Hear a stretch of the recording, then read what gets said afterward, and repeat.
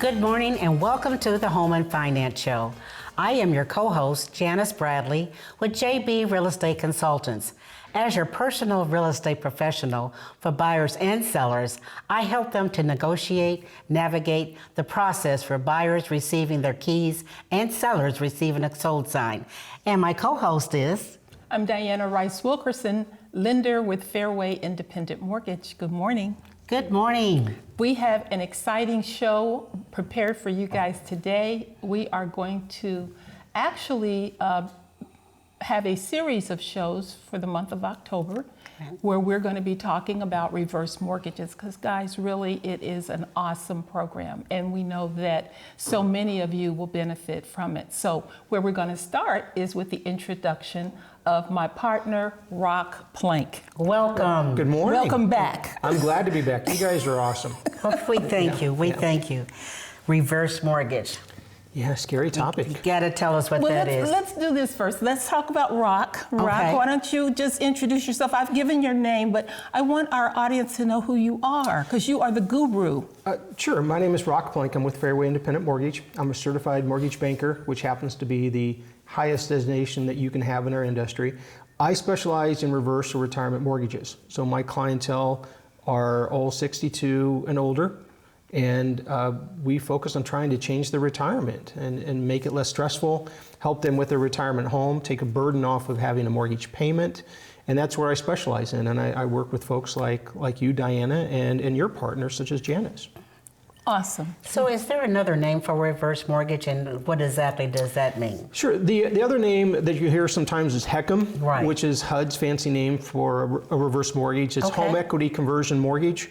More and more we're using the vernacular of retirement mortgage. Reverse mortgage in the past had such a negative connotation, and it's really grown since then and developed and changed. So if I slip and I use retirement mortgage, it's really the same mortgage. So retirement mortgage, reverse mortgage, HECM. I like it. It's I like really all along retirement. the same thing, and that's what we're really talking about is how do we help those folks in their retirement years, some of which who need this and some of them who want it. I see. That's really what we're trying to do. And so explain to us, before we get into some questions, because we do have a lot of questions, but explain to us how the reverse mortgage is structured, what it looks like. Sure. For those individuals who are 62 or older or married to someone who is 62 and older, they're going to have 30 to 70% equity in their home. A payment is not required. There is no monthly required payment, mortgage payment. What you are responsible for is the same things you would be responsible for if you own the home free and clear, and that's taxes, insurance, and HOA. Anything else is optional. As long as you're still living in the home the majority of the year, it's completely optional. And there's people that, as I mentioned earlier, want to do this. Maybe it's just because they want to, they don't want to be burdened with the payment.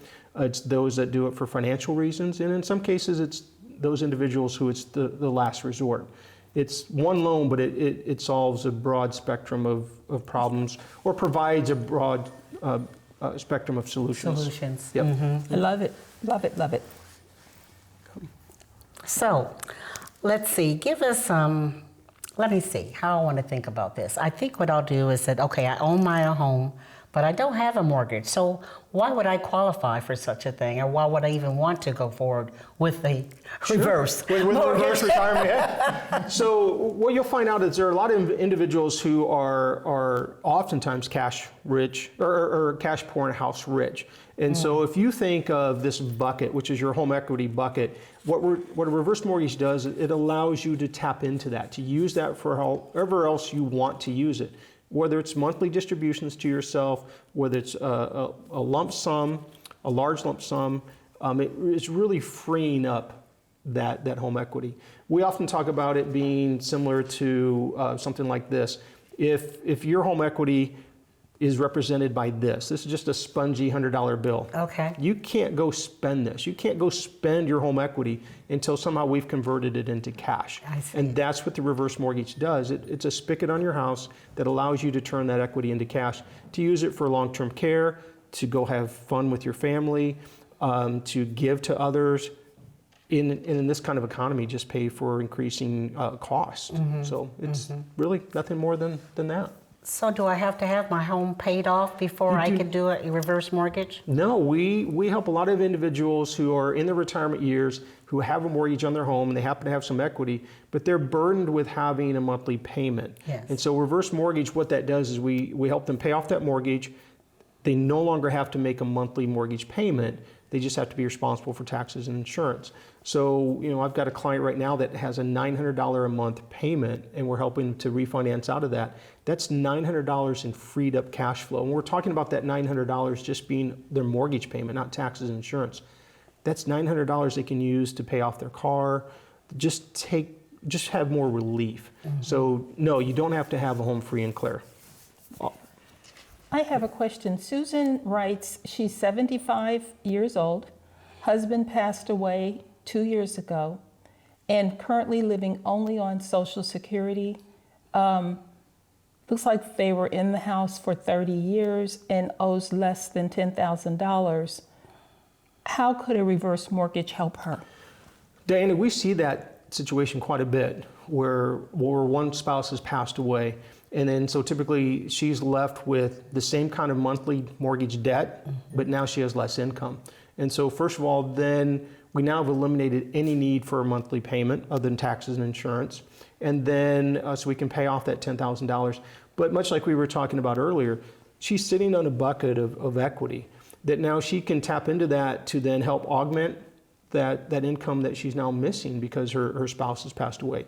And if she wanted to set that up, and I'm just making up numbers here, maybe it's $250 a month, or maybe it's $500 a month, and whether that's for the remaining part of her life or for a short period of time, she can do that. Maybe she just needs to cover funeral expenses in that particular case. So it allows her to cover that. Maybe she needs a new car.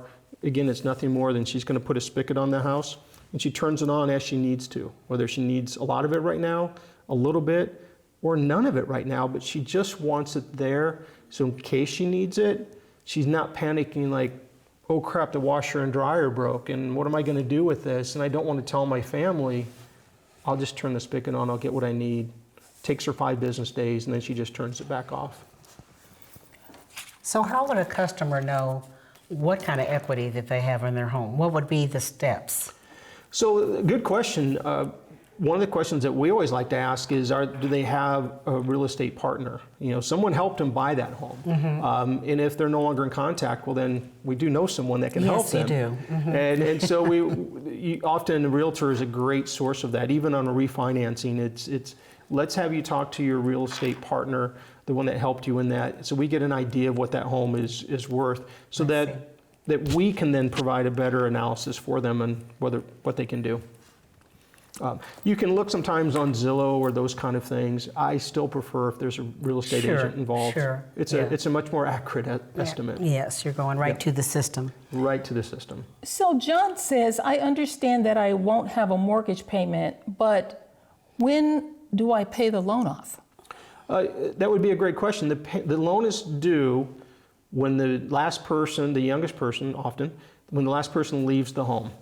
They've left the home because they've moved, and then you're just either refinancing it because it's an investment property now, or you've sold it. That individual has moved into a retirement community with no expectation of coming back. Or with these type of loans, we do talk about death. Mm-hmm. And so then that's when it becomes due. And then you've got up to 1 year, or in the case of a death, your heirs have, or state have up to 1 year. No one's knocking on the door and saying, hey, your Uncle John, whoever that might have been, has passed, and you need to pay us off today. It's more of, we understand they've passed. What are your plans? What are your intentions? Do you plan on paying it off or selling the home? Let us know, and let's work together to get that resolved. HUD doesn't want the home. Lenders don't want the home. It's what's the plan? So it's 1 year after the death or someone's moved.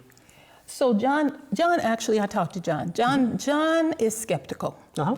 John is like, I can't imagine that I can live in my house with absolutely no mortgage payment. So he really wants me to guarantee that he will have no mortgage payment under any circumstances.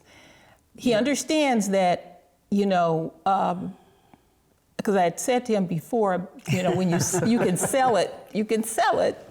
When you sell it, say you're going to move somewhere else, out of state, whatever, or if you pass. Sure. But Can you just talk about that for all the people that might be looking right now that's saying this is just impossible, this is too good to be true? I mean, is there some kind of fine print somewhere that says Little ink. But little ink that says tiny little ink. tiny. Yeah, but if where they need this glasses. happens, then a payment kicks in? Is there any of that? There's none of that. It really is. There's no payment is expected. Completely optional. A couple times I've said just, one for compliance purposes, and often to just remind my clients, there is no mortgage payment that is expected. You're just expected to pay taxes and insurance in any HOA. We're assuming as well that you're keeping the house in good repair, right? It's not going to be condemned by the county. And even in the case of taxes and insurance and HOA, well, not HOA, but taxes and insurance, we can even set up the loan. Oftentimes we can help them with that too. But there is no payment that is expected. And what happens is they're just not used to it, or they don't know the program. So it's like, well, this can't be true. Yeah, this can't be true. It is true. The other time it is due is, when you turn 150. We haven't had anyone live that long, and I had that conversation with someone. So now it doesn't mean that they have to sell the house. Right. Just need to refinance, and I guess we'll worry about that when our clients get to 150. To 150. Yes, I love it. got that. I love it. I got that. Yeah, I do. So I was just trying to. Let's get back to the children and exactly what happens. I mean, do they have to keep the house, or just what happens after the person living there passes? In many ways, Janice, people try to make this more difficult than what it is. Okay. It's interesting how these questions come up when we're talking about a reverse mortgage, but they don't seem to come up when we're talking about a traditional 30-year fixed. They seem to know what they do, right? Mom and dad had a mortgage. They, unfortunately, let's say that they passed in a car accident. Now what do we do? Yeah. Okay, well, that needs to be paid off, because you're either going to pay it off because you want the house yourselves, or you're going to sell it. Right. They understand that. Okay. They try to make it more complicated with the reverse mortgage. Actually, the advantage with the reverse mortgage is, hey, we're going to give you up to a year. There are more advantages. Great. Good. So they just need to be in communication, and if they pass and they want to pay it off, then great. I know what other question that I have is the fact that a married couple, and he's 65, 66, something of that nature. And his wife is probably 55, 54, Yes, we see that. Sometimes I've seen even a little bit younger. But anyway, the age gap, because of the fact that the significant other, which actually could be the husband or the wife, I mean, who's younger. Right. How does that work? Love those situations. And so in those May-December romances, what typically happens is the older spouse, in uncommon, has a majority of the income. And so when that older spouse passes or thinks about passing, they don't want to leave the younger spouse with a traditional 30-year fixed rate mortgage. So with a reverse mortgage, again, there's no payment that is expected. Okay. So already we've taken care of that. We just use the younger of the two when we calculate what is needed for the down payment. But the older spouse knows when he or she passes, they're not burdening that person. And then much like we talked about in the scenario that Diana had earlier, in some cases, if they're eligible for it, they'll be able to take funds out. Typically, we've got to wait until they turn 62 and then refinance to a new one. But it operates much the same thing. No mortgage payment is expected until the last person leaves. So if the older one's 62 and the younger one's 52 and the older one passes, the younger one can live in it again till they're 150. They moved out. There are some different restrictions, like if they were eligible to take funds out or they were getting monthly distributions, those would stop. Really? Okay. And so then, but once that person becomes, of age, then simply refinance to another reverse mortgage. So question, would they have to be on the deed for them to be able to stay in the home? Yes. Okay. So they're already on it. We want them to be on it. Okay, but no so one, that happens but even no one is before. kicking them out. No one is saying you have to leave. You are protected. Again, you have to remember these are insured by HUD. HUD's behind this. HUD doesn't want to be guilty or accused of kicking someone out of their house simply because their spouse died. Okay. So they are protected. Sylvia wants to know which is better. She is getting ready to retire. She owes $100,000 on her house. She has $150,000 in her 401k. So part of what she wants to do is retire without any monthly mortgage payment. So she wants to know, is it better to take money out of her 401k and pay off that mortgage and eliminate the payment? Or is this a situation where maybe a reverse might be better? Well, first of all, a reverse mortgage right there just eliminated the payment. There's no need to do that. As you describe it, she already has plenty of equity. Yeah. Right? So then why take that money out of her 401k, which in some ways is liquid, because she just asks for it and then she gets it whenever she wants to, subject to any tax consequences. Or now we've put it into her home, which is, again, like this rubber $100 bill. Right. She can't get, she feels good, right, because she has no payment, but we she just has help no, her. the money's gone too. The money's gone, the market, the home values crash, she can't really control that. If it's in the 401k, especially if she's working with an advisor, they have more control over that, right? If they need to move it around, it's more liquid. I would say that she needs to maintain as much cash as possible, whether it's investments or not, rather than have more equity. Rock, we are a society who has always celebrated paying off our home. We had the mortgage burning parties, the whole, I mean, this is a cultural thing, right? And now what you're sharing is that we may need to rethink that, and that especially in our senior years, quality of life being a concern, reduced income maybe being a concern, just wise investment of our cash being a concern. So you're saying, based on what you're saying, we should not have that as the final destination in terms of where we stop with our homes, just paying them off. We need to look beyond that. I think sometimes people forget that even with a home that's free and clear, you can still lose your home. You don't pay taxes on it. Right. If you don't pay your insurance and there's a fire, that's kind of an issue. So you can lose your home at a tax sale. And so they forget that part. With a reverse mortgage, it's much the same thing. It's hard to default on these. You're still in control, you're still on the title. All you need to do is the same thing, free and clear. But now you've got, like in your other example, they've got $100,000 and some in their 401k. They need that for things we talked about before: healthcare, giving, buy a new car, going to the movies. That's just it's liquid. It's up to them. So a reverse mortgage allows them to be liquid in times that they need to be liquid. It's why have more equity that you can't touch, and then not be able to buy groceries or food or pay for electricity, when you could have a reverse mortgage and still be able to do all those things. So if I right now am, let's say I'm 70, and let's say I owe $100,000 on my home, and my home is maybe valued somewhere between $350,000 and $400,000. Everything's fine, okay? My retirement's good, my Social Security's good, I can make my mortgage payment.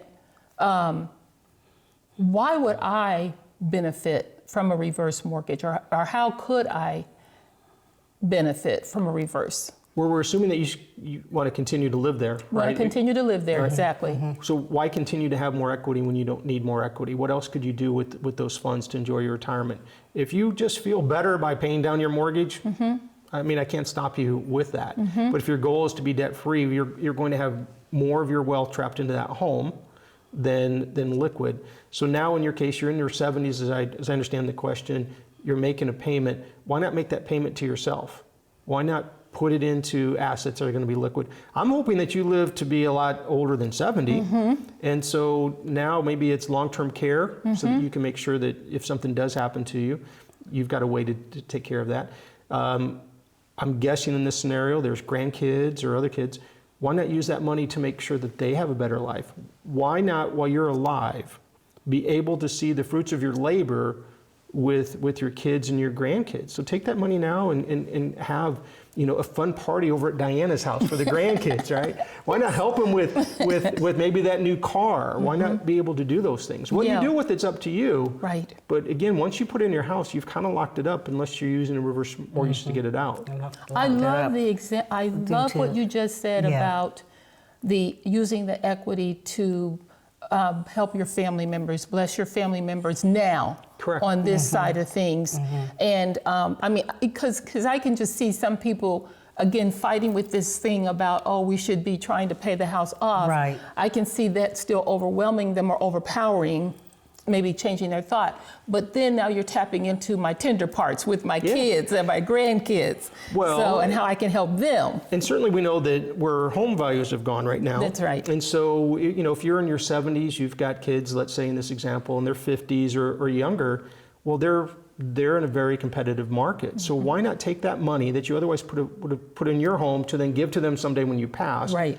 Why not introduce them to your favorite realtor, say, you know what, I intend to gift to my kids money so they can have a nicer home and use that money for a down payment on this home that they might not have been able to afford unless I give it to them now rather than when I'm dead.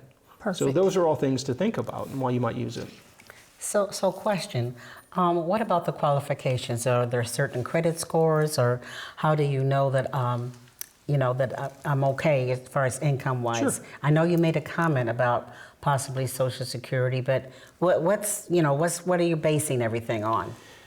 So the first two we've kind of talked about, right? They are going to have equity, or they will have equity, whether it's a purchase or a refinance. The other one we've sort of talked about as well, that being 62. At least one of the borrowers needs to be 62. Correct. You can be younger than that if you're married to someone that's 62. Gotcha. You don't have to, everyone that's on a reverse mortgage doesn't have to be married. They all just need to, basically live in that home. I mean, keep things simple, at least if they're all 62. It's not uncommon for us to see a mom and a daughter on this, as long as they're both over that.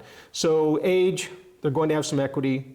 We don't look at credit scores. We look at how they have paid their bills, though, in particular, taxes, insurance, and any prior mortgage payment that they had. Okay. Those are not necessarily disqualifiers. If they've had some issues, then again, maybe they need to put a little bit more down, and we create an account called a LISA, a life expectancy set aside, to help pay for taxes and insurance. Or if they're refinancing, then we look to see if we can create that account. Again, the LISA, and the LISA is simply a way for them to have taxes and insurance paid. So will they have equity? Oh, so the other thing was, so in the credit scores, we look at we don't look at the credit scores, how they paid their mortgage payment, taxes, and insurance. We don't look at debt to income ratio. What we look at is residual income. Do they have enough money to be able to pay taxes, insurance, any other bills that they have? Because no one wants them in a house that they can't afford. Can't afford, yes, makes sense. In some cases, they might not even have a job. I had one of those individuals earlier this year, but what he had was a fair amount of assets. So he lost his job. He's having trouble finding a job, but we looked at his assets and said if he wanted to start making payments to himself, he would have enough income to move on. Are you looking at that 3-year period like we look at on the front end? No, we look at if he has X amount of money, like in this case, he has X amount of money and he is this old, then we just kind of dissipated over life expectancy and said, you know what, he's got enough money there. He hadn't started to take Social Security yet. He wanted to delay that. And so for us, it just made sense because at any time he wanted, he could just pay the thing off. That's right. Exactly. Gotcha. Yeah. Yep. Gotcha. Excellent, excellent, excellent. So if I have this is Mary's question. She says, if I had a mortgage late, so just one late, Sure. can I still do a reverse? Basically what I'm hearing you say, possibly, probably. Yes. Would that one late require the LISA or no? No. Okay. These are story loans. I love that they're story loans. Yes. They're story loans, they're family loans. They're family loans because often when you're talking with the parents, you're also talking with the kids. I'm helping mom and dad.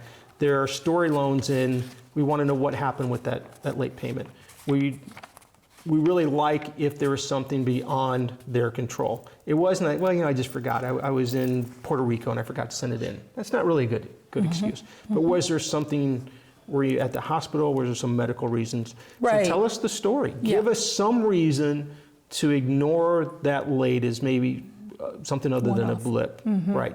And then that doesn't mean that you have to have a LISA. So people that do have late payments, doesn't mean they necessarily, that they can't do this. I've got somebody in a Chapter 13 bankruptcy right now that we're helping get out of a bankruptcy. Well, that's great. Paying off their mortgage, setting up with a LISA. The attorney loves it. The judge has already said he's going to approve it. So one late payment's not going to hurt. A lot of late payments might not even hurt if there's enough equity. Yeah, and like you said, a story. Yeah. So When is the time, like how many times do you actually have to meet with the customer before they decide to go forward? And are you bringing the family in? I mean, just, oh, that was a loaded question, I see. Yeah, yeah. It's how Okay. many times do we meet with someone before they come in? As many times as it takes. All right. And what I mean by that is, again, these are story loans, they're family loans. Yes. And so our goal, especially here at Fairway and working with Diana and her team, is we want to make sure that the individuals are educated, that they're comfortable doing that we've talked to all the other people that are going to be involved in this conversation. It's phone calls, it's meeting with them, it's sitting down, it's going through the numbers to make sure that they're comfortable moving forward. No one's trying to jam them into a loan that they're not comfortable with.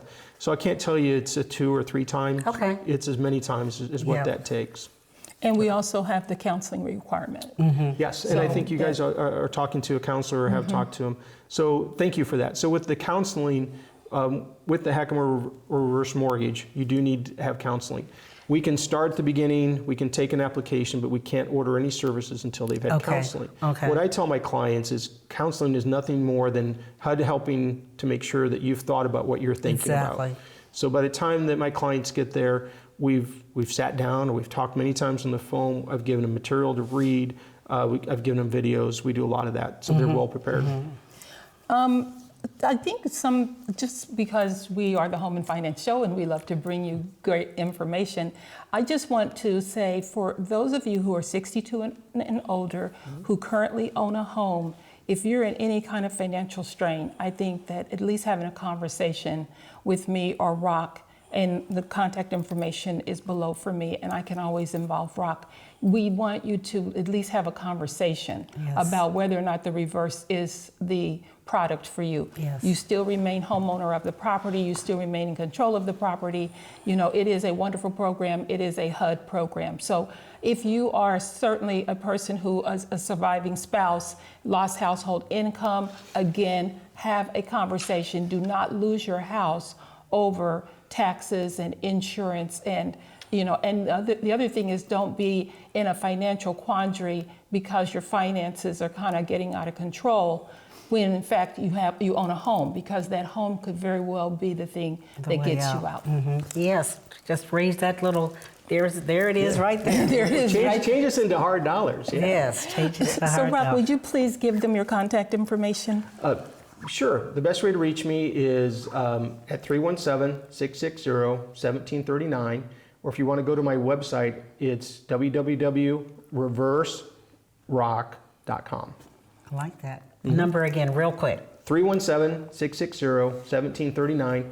Or an even better way is if you simply contact Diana. Oh, yeah. She's going to get a hold of me. So I consider myself part of her team. So that's also a great way to get a hold of me. Absolutely awesome. Thank you so much for your time. You're welcome. And thank you for tuning in. And we hope you have a great day. And remember, this is a series, part of a series, so stay tuned for next week.